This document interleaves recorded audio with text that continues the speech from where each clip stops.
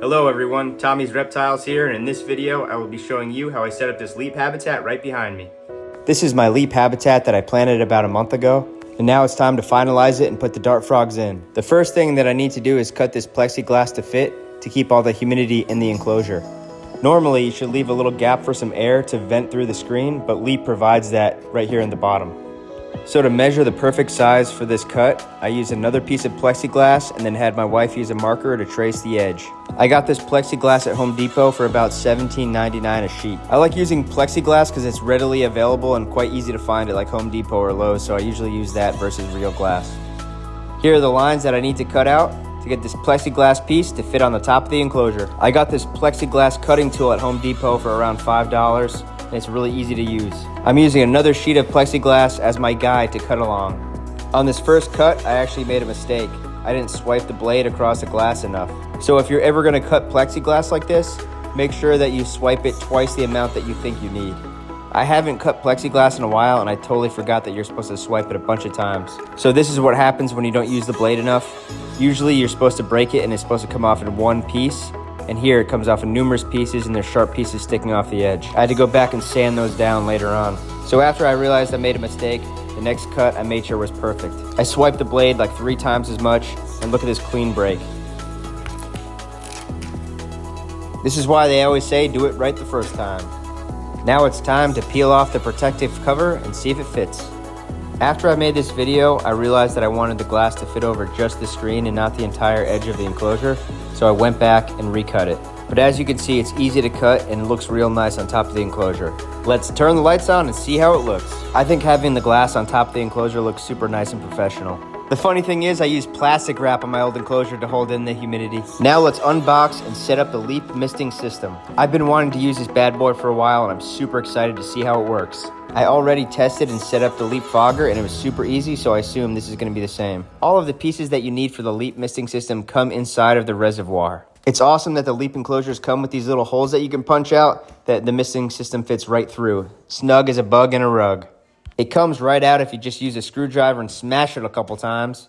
It's awesome that Leap thought to put these holes in here because in the past you'd have to drill holes in your enclosure to get the misting systems in. There's a hole on each side, so you have the option to use either 1 or 2 watering nozzles. On this enclosure, I'm definitely going to use 2 because my dart frogs need a lot of moisture. These nozzles are very easy to connect. And this misting system is definitely going to beat having to open up the enclosure numerous times a day and spraying it with a spray bottle. This piece is to stick in the end where you want the water not to flow out. It's like a stopper. But if you had multiple side-by-side enclosures, you can connect them all to the same line. Here I'm measuring the length of tubing I need. It's always good to cut it a little longer because if you cut it too short, it won't work. But if you cut it a little too long, it's still gonna work. I don't have the proper cutting tool. I just have household scissors, but it does the trick. If you make sure that you get a nice clean cut, it will work. Now it's time to connect the tubing to the nozzle. It's super easy. You just push it in, bam. Then you go to the other side and do the exact same thing. You just make sure it's pushed all the way in. As you can see, I got really lucky. I cut the perfect amount.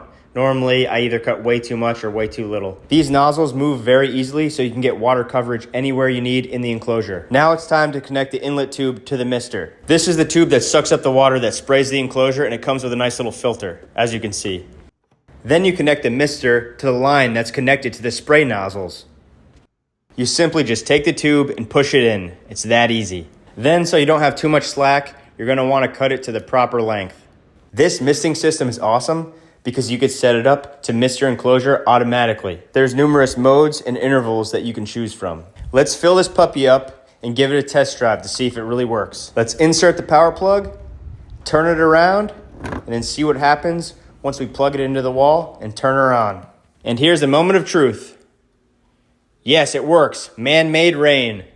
As you can see, it works awesome and hits all over the enclosure. Now it's time to get to the next step, but first I'm gonna transplant this plant from the last enclosure to this enclosure. And I think it looks pretty good. Now I'm just poking a hole in the back of the enclosure that I can insert the fogger tube into. That's another good thing about Leap enclosures. It's easy to poke holes in them, but they're also very good at holding in moisture. So here I'm pulling the fogger tube through the enclosure. I'm gonna pull it in, open it up, and then I'm gonna hide it with decorations. Since dart frogs are really small, it's important to also block off the entrance to this tube because a dart frog could easily fit inside of it. It's super easy to hide something like this. All you have to do is cover it in moss and cork bark. Now here is the enclosure that my frogs are currently in. I don't like it. It fogs up. It's just a regular fish tank. It's time to upgrade to a leap habitat. All these plants are still good, so there's no point of wasting them. I'm going to use them all as transplants in this enclosure and other enclosures. Now for the hardest part, wrangling up these little dart frogs. They're so hard to catch. I find it easiest to just trick them to hop into a deli cup. It usually works. This is my Azurius. Both of these dart frogs are Dendrobates tinctorius. They're called Azurius because of their deep, beautiful blue coloration, which is why they're very popular in the dart frog hobby. Next up, it's time to catch my green Sipilowini. This is my favorite Dendrobates tinctorius dart frog. I like them because they have that beautiful blue coloration on their arms and legs, but a unique green on their back. And because their name sounds funny. Oh, look, he's playing dead. Don't worry, guys. He's just trying to trick me. He's okay. The first time he played dead, I didn't know that frogs could do that, so I freaked out. Now it's time to move this enclosure to where it's actually going. I'm going to top off the mister, I'm going to top off the fogger, test them out, see how they work. For my dart frogs, I use distilled water, but you can also use RO water. You got the fogger on the left side of the enclosure, you got the mister on the right. It's looking pretty good. Let's give these frogs a snack. I'll be feeding them small crickets and flightless fruit flies. Obviously, the fogger's working pretty well. I'm going to have to dial it back a little bit because it's taking up the enclosure, but wow, it looks pretty good. Here's the fogger and the mister going at the same time, and I have to say, it looks pretty awesome. I'm really pleased with this upgrade. Not only do my frogs have twice the amount of room to roam, but they also have a mister, a fogger, more plants, and more hides. There's one of my frogs at the top right of the enclosure, and you can barely see him. As you could probably tell, I'm a big fan of leap habitats, so I highly recommend them. I mean, look at this. It's a slice of nature in your own house. Now let's see if these frogs eat those snacks that I put in there earlier.